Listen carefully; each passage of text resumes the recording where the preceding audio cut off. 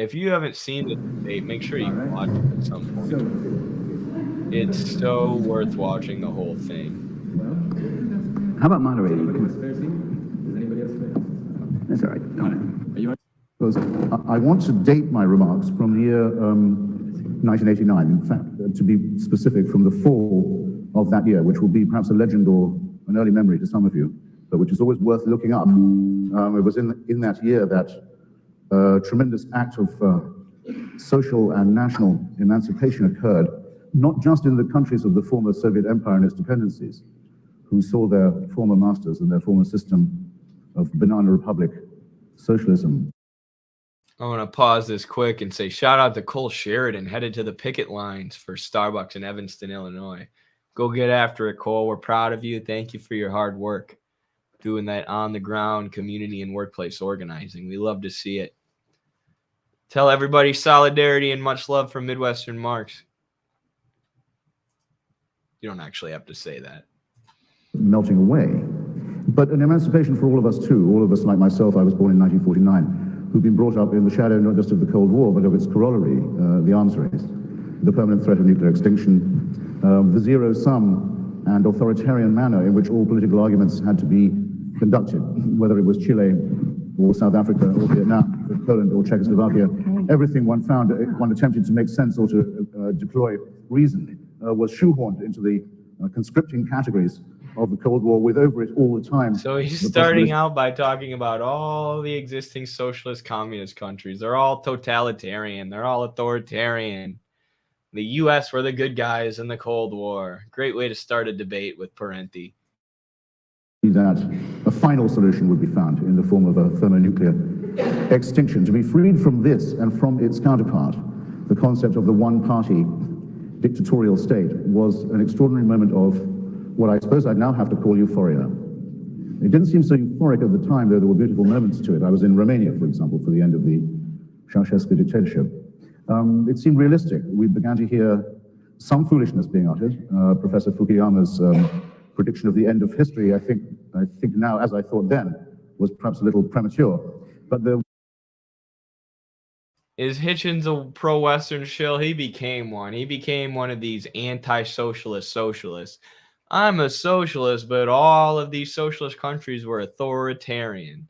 And now he's saying, you know, because there were so many color revolutions in former Soviet countries that caused, you know, the socialist systems to collapse and be neoliberalized at in 1990, 1991.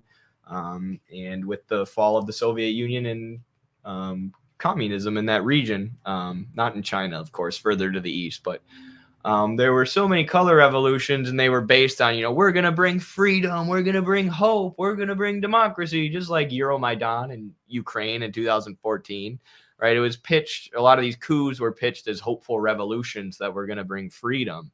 So Hitchens here is saying, you know, those failed, you know, but you're saying communism failed, socialism was bad, it was authoritarian. We had all this hope with these revolutions, but those failed too. So now he's going to argue in favor of intervening in Iraq. So he's going to find some way to be like, you know, well, these color revolutions, these coups were still a good thing ultimately, though, which is why we should do it again in Iraq, which, of course, was a ridiculous argument to make. Were reasons to think that a synthesis might be possible. Yeah, his work on Mother Teresa is pretty good, Sam Dixon. He's got good stuff for sure. That some of what had been learned by the socialist movement in its long struggle through the 19th and 20th centuries could be used to tame the concept of the free market society and the open market society. That there would be money to spare at last. There was talk, not idealistic talk only, of a peace dividend in those days. Some of you will remember it perhaps with a pang.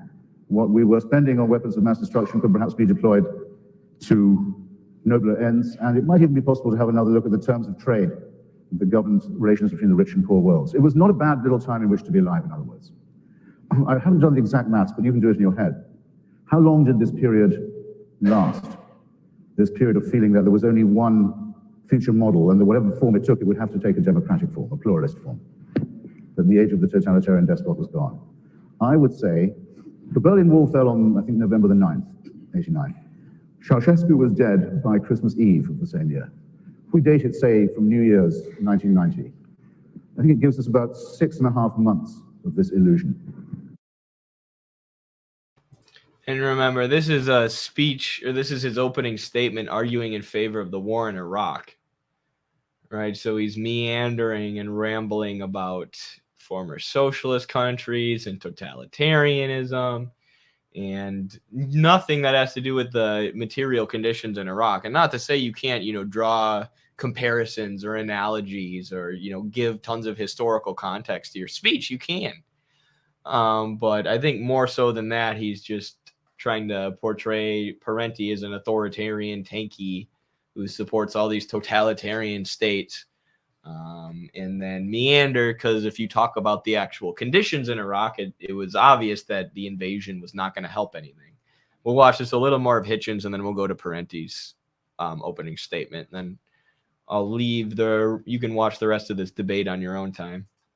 Because in 6.5 months, Slobodan Milosevic had invaded Bosnia, and Saddam Hussein had not just invaded Kuwait, people say invade, had occupied Kuwait even. He had annexed Kuwait, made part of which the U.S. gave him permission to do. The U.S. gave him permission to do that, then told the Saudis that Iraq was on their border after they invaded Kuwait, and then lied and said that Iraq was taking and had someone give a false testimony. This girl named Naira give a false testimony that said Iraqi troops were taking babies out of incubators and leaving them on the floor to die. Then the U.S. bombed Iraq to a pre-industrial state and then sanctioned them, killing 500,000 children. But he's just going to leave that out and say Iraq invaded Kuwait, I bet. Or not, maybe. Iran, what had up till then been a member state of the United Nations, a member in good standing of the Arab League, and an independent country, and had said that it no longer existed, an unprecedented form of promiscuous aggression. And we found, no, we haven't got rid of the one-party leader, the man who believes that he is God. We haven't got rid of the Balkans of this, and we haven't got rid of it in the Middle East, and it's still restless and sleepless, and it means us harm. And within a year or so of that, a similarly ideological party had seized control in Rwanda and decided to embark on a final solution of its own. And the one had previously thought unsurpassable cult of the personality and of the one God, one leader, one party state. Gosh, where the heck is he going with this? And also he said totalitarianism and authoritarian personality. The Origins of Totalitarianism by Hannah Arendt, and The Authoritarian Personality by, who is that by? That is by Adorno. Yes, both of these works were heavily influenced by the Congress for Cultural Freedom, an arm of the CIA aimed at influencing academia and influencing the production of information and pushing this idea that communism and the Soviet Union are equal evils to fascism and Nazi Germany, who the communists defeated in World War II. So anybody who brings up the authoritarian personality and Hannah Arendt and totalitarianism as the theoretical and ideological basis for their analysis are getting their analytical basis straight from the CIA, straight from the Congress for Cultural Freedom. It's literally stuff designed to trick left-wingers into supporting imperialism and neoliberalism, which, hey, look at this. It's a guy who calls himself a left-winger, quote, talking about totalitarianism and the authoritarian personality, arguing for the intervention in Iraq. So just like the CIA and Congress for Cultural Freedom intended, their theoretical works are getting intellectuals to argue for imperialism and neoliberalism and millions of deaths. Also glibly told about Iraq becoming a sudden target of opportunity for the Halliburton company, or something to enhance the Bush administration's credibility after the reverses in 2001, is not really true. And that those, or in fact, isn't true at all. And that those of us who some years ago decided to range ourselves on the side of the heroic forces of opposition among Iraqi Arabs and Kurds, those who dared to think that it would be possible to take down and remove the disgusting, unlawful regime of Saddam Hussein, can be proud of what we've done, as I am. Because not only can Iraq now be certified as disarmed, which it now at last can. If you wanted to certify it as disarmed before, you'd have had to take Saddam Hussein's word. Oh man, this makes Hitchens look so bad. Oh, this makes him look so bad. Those who played a role in helping to overthrow Saddam can be proud of what they've done, and I am. I forgot this was in 2004, so after the invasion already happened, Saddam had already been toppled, and we were just beginning to see that this wasn't going to be a short, quick intervention that the State Department was promising it would be, and that the Pentagon was promising, and that the U.S. had destabilized this region, and they were going to be stuck there occupying the country for the next however many years, as Western multinational oil companies would essentially pillage the country of Iraq. But Hitchens here, right after Saddam's toppled, he's saying, we did it, because that's when George Bush declared mission accomplished. Remember, they toppled Saddam. He's like, mission accomplished. 20 years later, the U.S. is still there. Millions are dead, and ISIS and Al-Qaeda had risen to power. And we're fighting in the power vacuum that the U.S. created. And Hitchens, Christopher Hitchens, right before that all went down and before it became common knowledge with the American public that that's what had happened and that was the result of the intervention, he's saying he's proud of it. He's proud of causing that intervention to happen. Oof.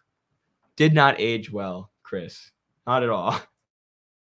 Which I would strongly recommend you don't do. Not only are those who perpetrated the genocide at long last being ranged in the dock and brought to justice and made to face their victims, not only are the neighboring countries to Iraq able to breathe more freely because they know that a sleepless aggressor and conspirer across their borders is no longer there, but better than all that, and better than all the conformity with international resolutions that I mentioned before, I've had the opportunity to see something that I hope you one day get the chance to see too, which is what people looks like when it's been liberated. There is no experience like that.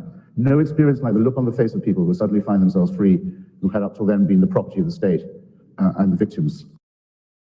Literally like CIA color revolution rhetoric, right? He's not talking about the October Revolution in Russia and the happiness that the people felt when they overthrew the monarchy and the czar, or the communist revolution in China. He's not talking about socialist revolutions. He's talking about color revolutions. He's talking about the liberation that comes when the U.S. empire comes and topples your leader and maybe occupies your country. And, you know, this is the rhetoric that the CIA uses with like Euromaidan or the Revolution of Roses or any of these number of color revolutions that they perpetrated. They're like, look at, you know, how happy the people will be, you know, the face of liberated people. And, you know, there are a lot of people in those countries who are tricked into thinking they're fighting for freedom, right? And dismantling their socialist governments, overthrowing their socialist states. But what happens in the aftermath is Western multinationals pillage the economies of these countries, and unemployment shoots through the roof. Drug trafficking shoots through the roof. Prostitution shoots through the roof. Education decreases. Literacy decreases. Malnutrition increases. Healthcare decreases, because all these public aspects of this that are controlled by the state, who make sure that people have access to all these things, are pillaged by Western multinationals who use these things for profit. You know, how it affects the populace be damned. So, you know, yeah, there's a lot of hope at first in these color revolutions. A lot of people are tricked into thinking they're fighting for freedom, but they're really fighting for Western multinationals who then pillage their country and leave them in a terrible situation. This was the lesson from the collapse of the Soviet Union, and this is why 75% of Russian citizens want to go back to the Soviet economic model. It was a human rights disaster, what happened to their economies. And here's Hitchens using the same rhetoric as the CIA, you know, to talk about the war in Iraq. The people's faces, the look on their faces when they're liberated, when they overthrow this horrible leader. After we told them that all they got to do is help us overthrow this leader and their lives will be amazing. Right? What happens to the people after, Mr. Hitchens? What happens to the people after the U.S. induces them with neoliberal shock therapy and pillages their economy? Of torture and tyranny. And to be able to do this and all those other things too, Thank you. is something that I envy those who didn't do it. Thank you, Mr. Hitchens. Thank you.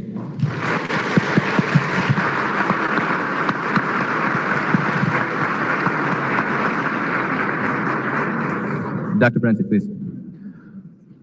I agree with Christopher Hitchens that it's not just an incidental thing, the Iraqi policy of the U.S., but I do think that there is contrivance. I do think there is confection. I do think that it's a policy that has been based on lies, as so much of U.S. policy has been predicated on lies.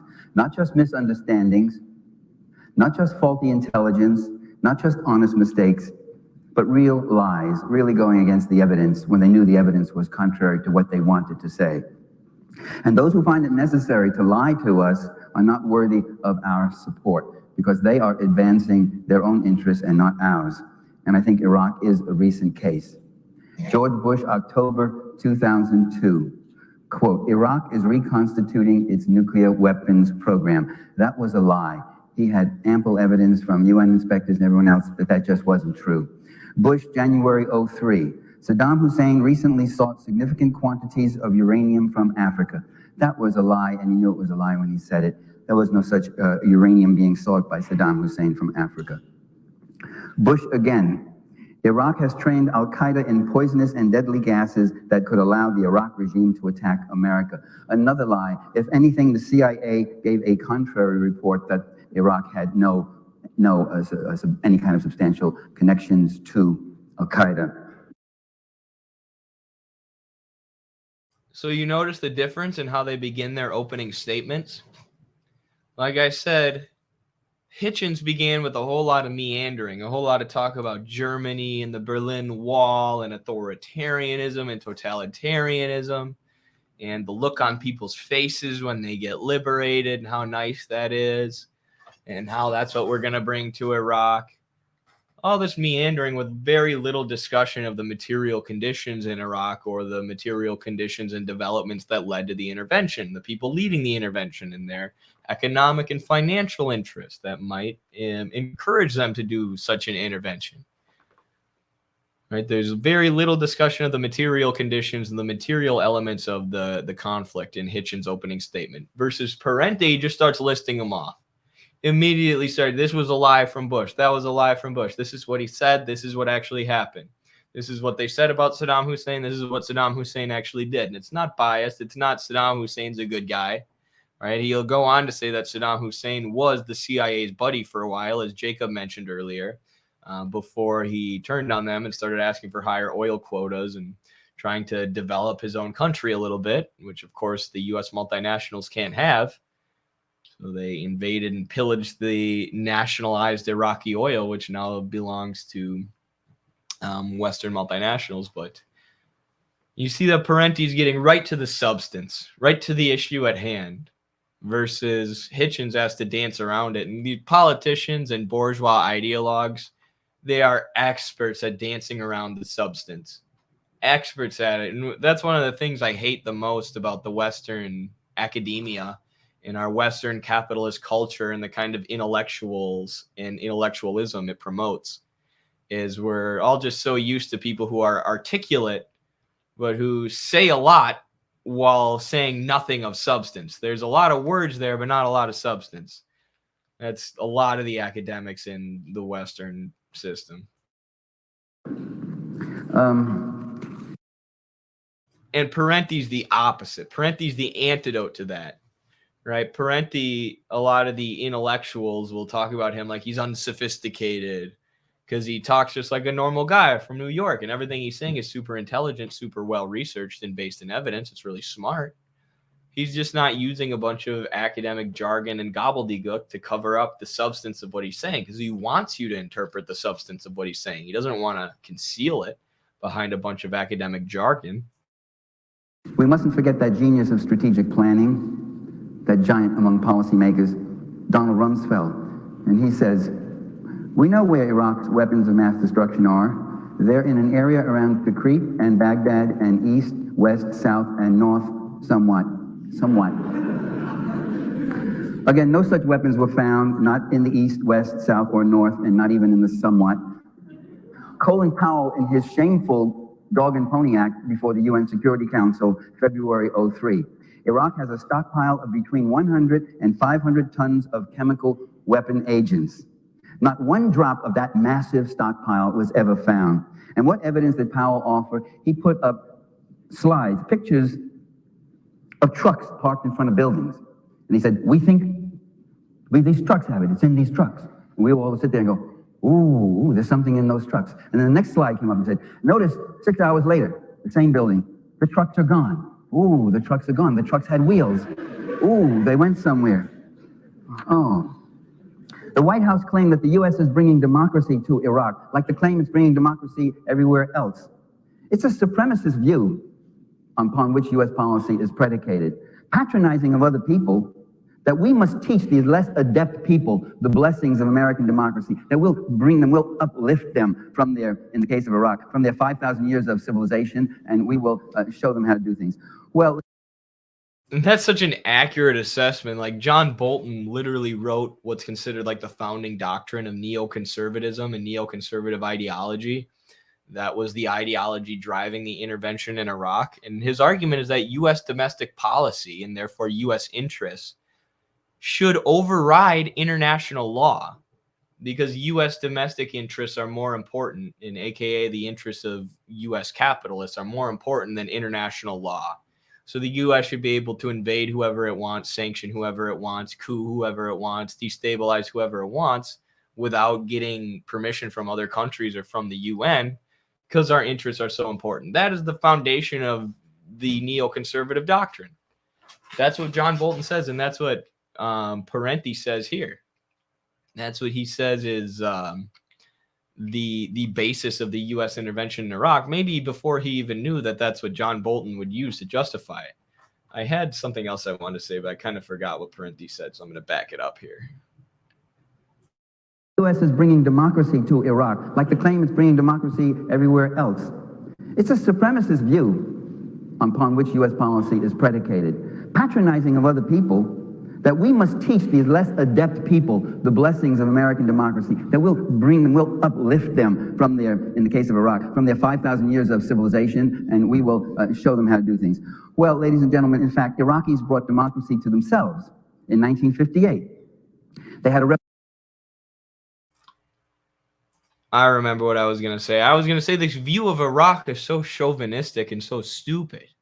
Like, Americans think of it as just this country in the Middle East. Oh, it's just a desert with no industrialization, no education, nothing. There are a lot of Americans who just will casually, especially at this time, we just casually say, we should just nuke the whole Middle East, man. We should just nuke all those countries and get rid of all those terrorists, man. When the U.S. has been the #1 sponsor of terrorism in that region forever. There's also a survey that found 30% of Republicans, this was about 10 years ago, and 19% of Democrats support bombing Agrabah, which is the fictional city from the movie Aladdin, the Disney movie, but it sounds Middle Eastern, so people are okay with bombing it. They think anything in West Asia is just a desert and you can just nuke it and it'll be fine. All they produce is terrorists, which is so ignorant and shows the success of Western propaganda. And I think that less people think like that nowadays, now that they can see the results of the war. But regardless, Iraq is Mesopotamia, right? Even you learn about Mesopotamia in grade school as the cradle of civilization. This is where the material conditions, the fact that they were next to the Euphrates River, allowed them to develop agriculture for the first time. And that development in production allowed human societies and civilizations to flourish like they never had before. And this is where so much civilization had developed, and the U.S. just bombed it. The U.S. destroyed so many cultural sites and historic sites and literature with their bombs and Operation Shock and Awe, which is how they started the wars, with a ruthless bombing campaign. And, ISIS was destroying historical sites and stuff, which ISIS was, of course, not there until the U.S. invasion created ISIS. And you can look at our Iraq War deep dive, a video we just uploaded on our YouTube, if you want to know more about how that happened. The U.S. basically tried to set up a government after they toppled Saddam based on identity and based on religion. So those became the political divisions in Iraq for the first time ever. And with this extreme situation and extreme power vacuum created by the toppling of their leader, a lot of these new political groups created by the U.S. started turning towards extremism. You had the creation of ISIS, and Al-Qaeda developed a much stronger network at this time. Even though Christopher Hitchens just told us we need to go into Iraq to fight Al-Qaeda, it had the opposite effect. It made Al-Qaeda stronger. Right? So we brought terrorism to this region. We didn't bring civilization to this region. And this region already had civilization. It was the cradle of civilization. But Americans were like, yeah, just bomb it. Just nuke it all. It's basically Agrabah from the movie Aladdin. Because the U.S. media and entertainment media, too, was able to give us this comical conception of Middle Eastern countries or countries in West Asia or Arab countries. Countries in North Africa also. Revolution, a broad-based democratic revolution. They threw out the US and British oil companies. They began a program of social reform, of not-for-profit public ownership. And it was Saddam Hussein, funded and backed by the CIA, who destroyed that revolution, torturing and murdering every progressive, Democrat, communist, constitutionalist, socialist, every reformer, killed them, tortured them, or drove them into exile or drove them underground, with the CIA giving him names and lists. He even destroyed the left wing of his own Ba'athist party. And during those years when he was doing that, that's what I hate about these things. You can't regulate your distance from the amplifier if you really want to get going. You can step back and shout, but this comes with you. During those years when he was doing most of his torturing and most of his murder, he was Washington's poster boy. And at this point we hear, well, isn't it good that we finally moved against him? Yeah, but there's something hypocritical about supporting a tyrant for over 20 years and even sigging him on Iran. Christopher Begley says Iraq and Iran were modern industrialized nations, just like Korea and Vietnam. We bombed them to the Stone Age. Absolutely. And as we pointed out in our Iraq War deep dive that I've been talking about, that happened in the Gulf War. Iraq was in a pre-industrial state, a near-apocalyptic state, according to the New York Times, after George H.W. Bush bombed them in the 90s based on the Naira testimony and the stuff we were talking about earlier, because the Soviet Union collapsed and could no longer protect Iraq from U.S. aggression through their position in the UN Security Council and stuff. So the U.S. bombing and then the subsequent sanctions that killed 500,000 people put Iraq in a pre-industrial state, which is why, right, any rational person, any intellectual worth their salt should have been able to tell that the Iraq War was going to be a bad thing, that invading and occupying this country was going to be a bad thing. Look at how the Gulf War went. We just killed 500,000 children and put them in a pre-industrial state.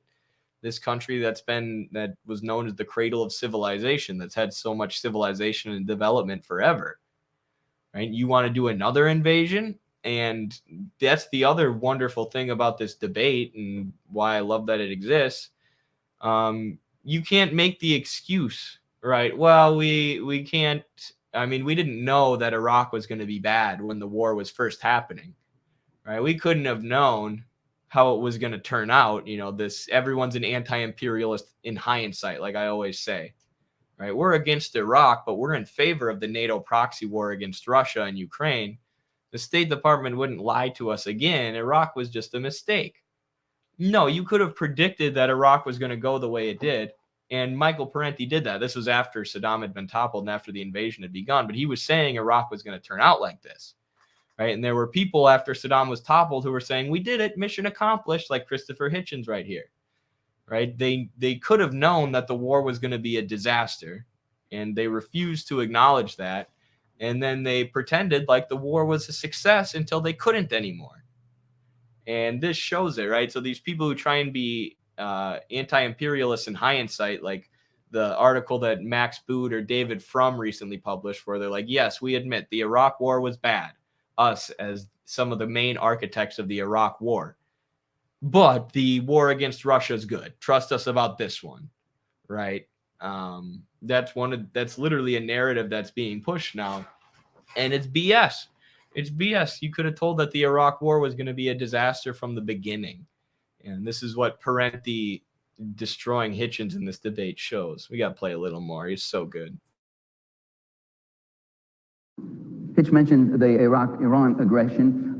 I mean, that was supported by the U.S., then suddenly declaring him to be a mortal threat to the U.S. and to the world, never mentioning all the past support you gave to this murderer.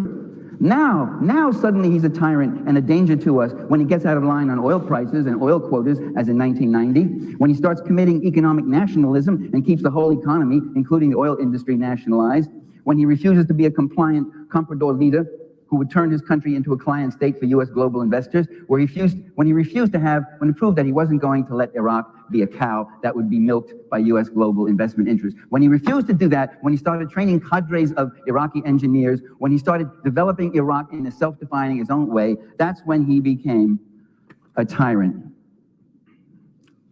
And let's look at the White House claim about bringing democracy, or what the media calls U.S.-sponsored elections. The White House never wanted those elections. Brent Scowcroft, who served Bush Sr., let the cat out of the bag in May 2003. Scowcroft said, no, we don't want elections. What if they elect someone we don't like and can't work with? You know, it's wonderful when they speak with such honesty. Every so often, a bit of candor comes out. It was the Shia majority. It was Sistani. It was these massive demonstrations they had last year, early last year, that kept demanding these elections. And it was the pressure on Bush and Rumsfeld, even from people within his own party, pressure with asking questions like, what's your exit strategy? What the hell exactly are we doing there? What are you going to come up with something? And that's what they came up with. They reluctantly settled on elections to show that they could come up with something.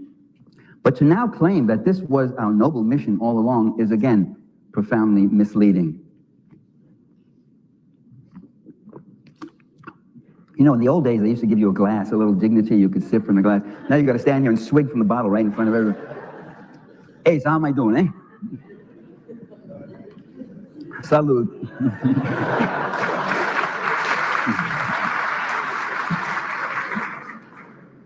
We also hear the U.S. is fighting Islamic terrorism or Islamic fascists. I wanted to play this part because at this point in history, 2004-ish, or maybe it was 2005, but Saddam had been toppled, but ISIS and Al-Qaeda hadn't risen like to total prominence to the point where everybody in America was freaking out about ISIS like they were in 2008, 2009 through 2014, 15 at least. So a lot of the predictions he makes here are proven correct, whereas Hitchens' predictions make him look so bad.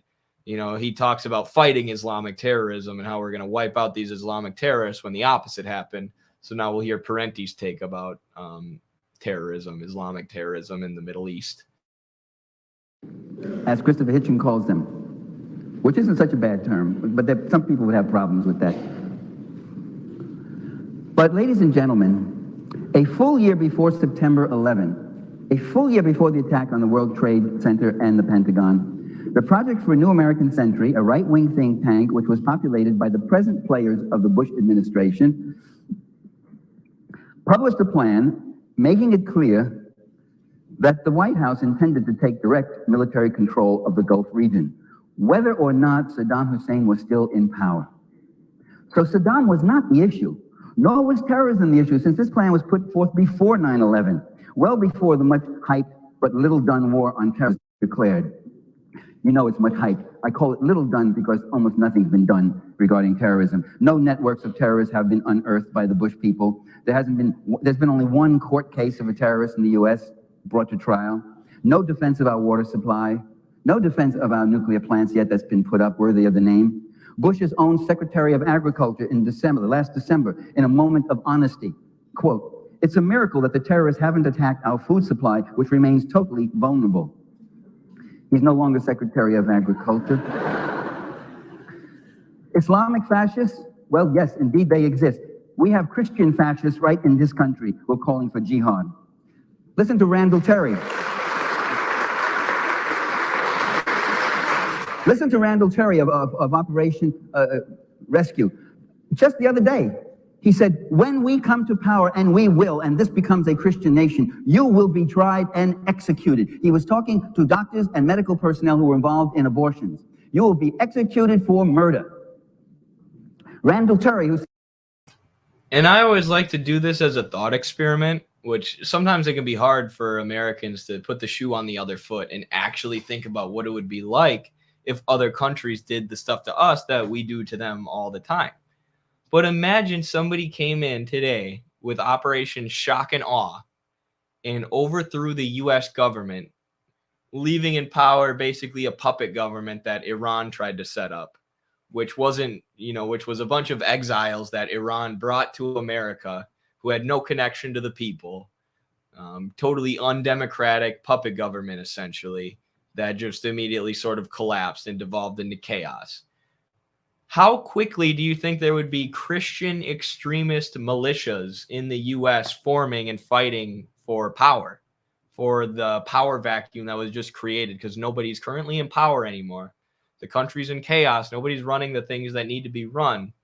how quickly do you think a political militia or a political movement, a party with a military even, of Christian extremists would rise up? It would be seconds, right? The churches are a major source of organization, right? There are these groups already exist. There are already groups that want to seize power. There are already reactionary or right-wing militias. The country's already flooded with guns, right? If there was nobody in power and everybody was fighting in like a civil war, there would absolutely be Christian militias that formed, fascistic militias, especially if say the U.S. got overthrown by Iran. If Iran set up a government that was based on like, okay, America's 70% Christian, so the Christian party is going to have control of 70% of the government. And then you have all these other minorities like Buddhists and Muslims and Jewish people, and they're going to be, they have their own political party that represents them.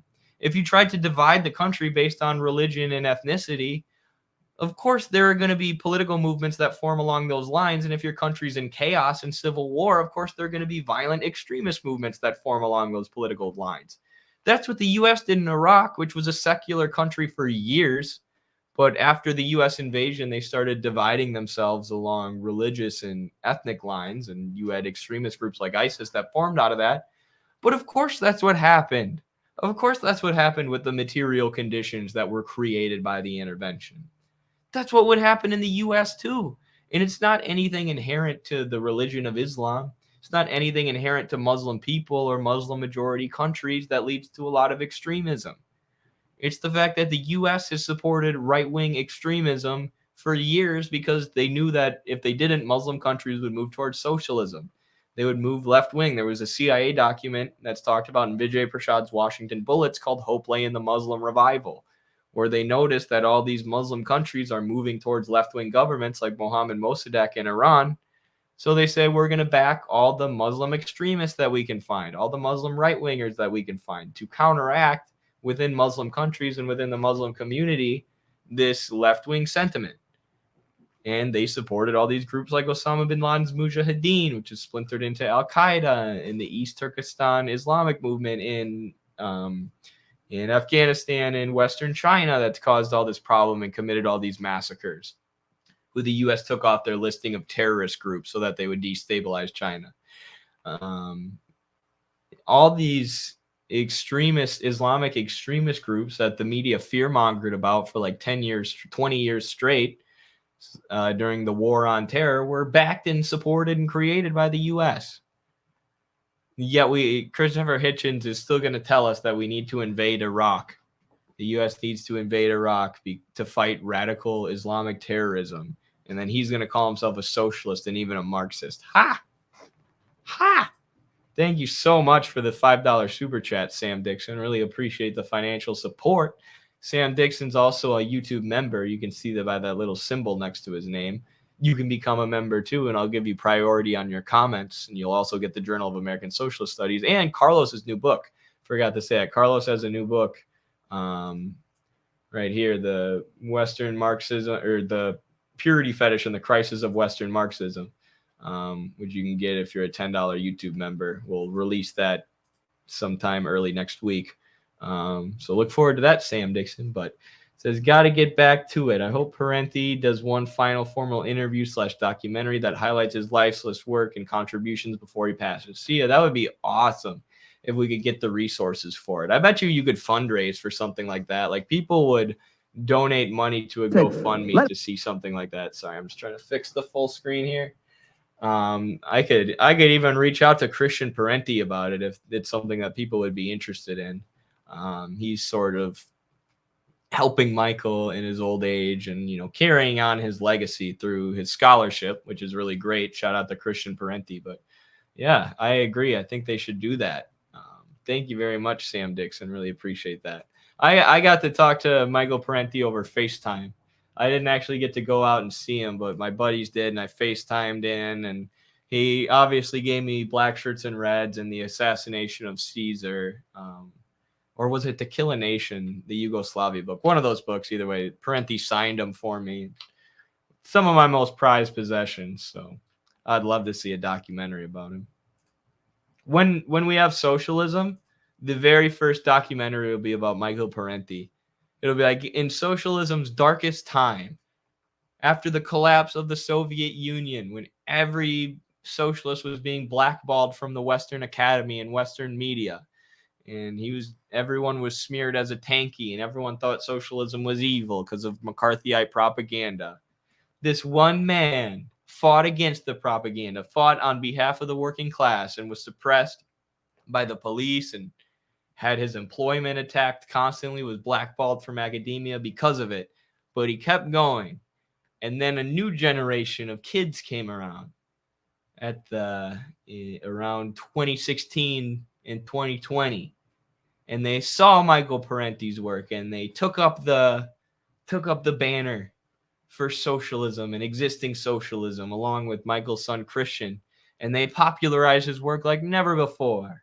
And Parenti became the leading historian of that era and the leading historian of the working class revolutionary movement that seized power in America and turned this imperialist, finance capitalist monopoly of a country into a great socialist country that takes care of our workers and builds things that are great and makes scientific advancements and gives people healthcare and makes advancements in healthcare technology and spreads and shares those advancements with the rest of the world and educates doctors who they share with the rest of the world, sending doctors and medicine around the globe rather than bombs.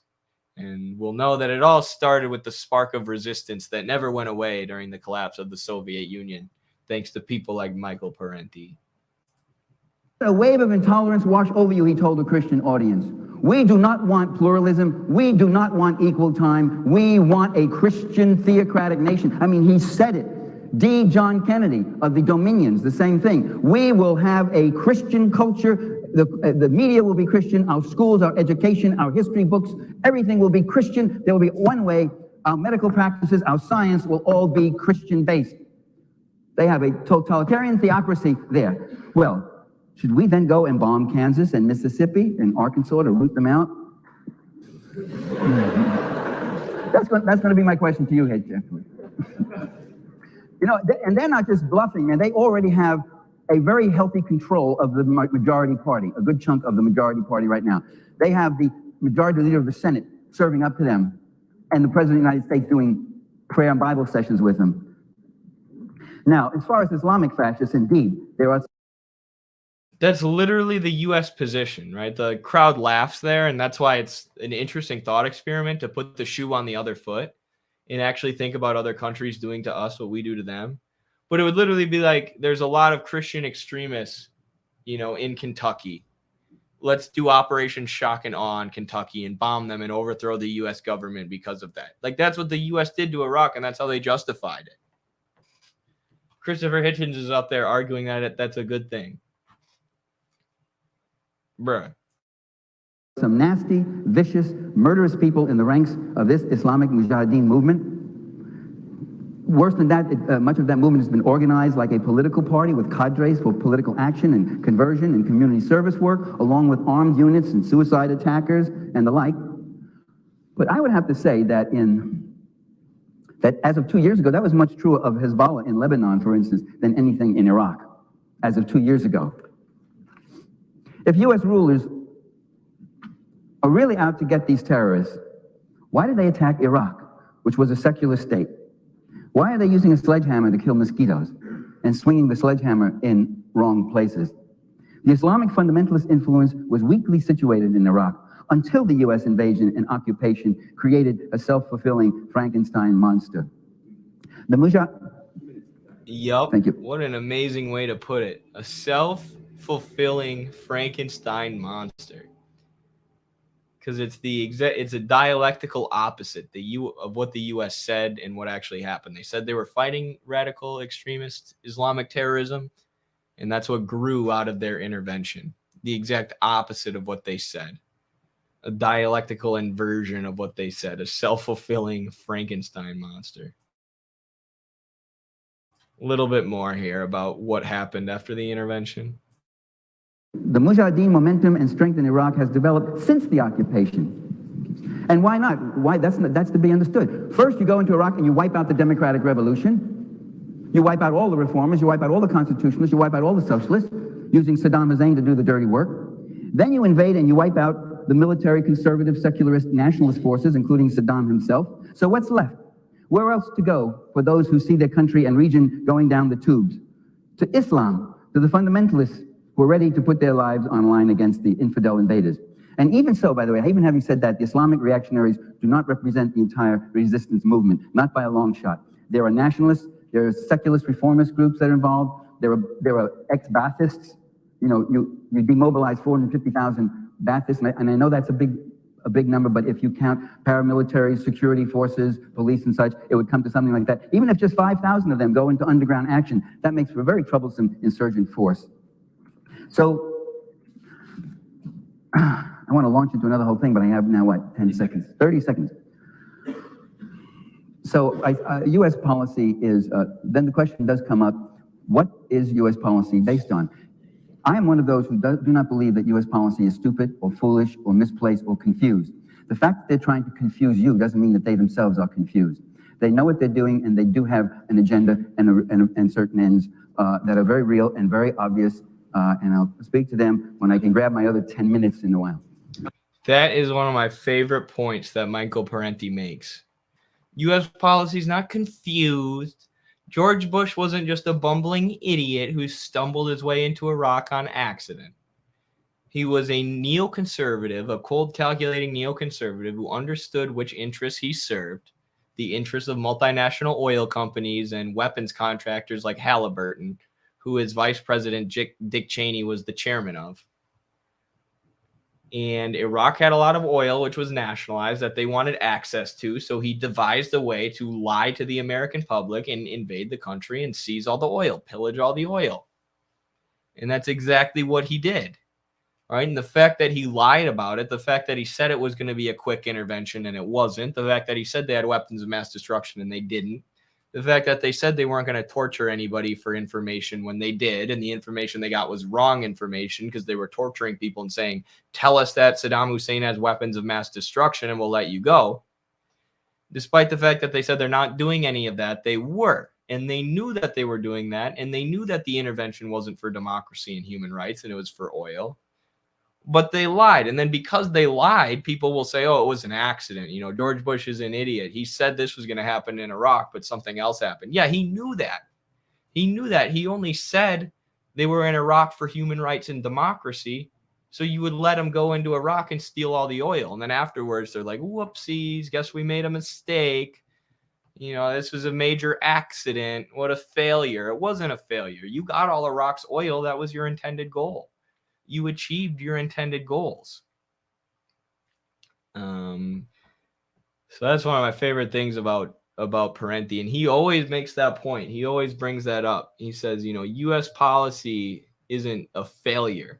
It isn't an accident, right? It seems like that because what they're telling you is the opposite of what they're doing, and they're lying about their intentions, their goals, their ambitions, and their global actions.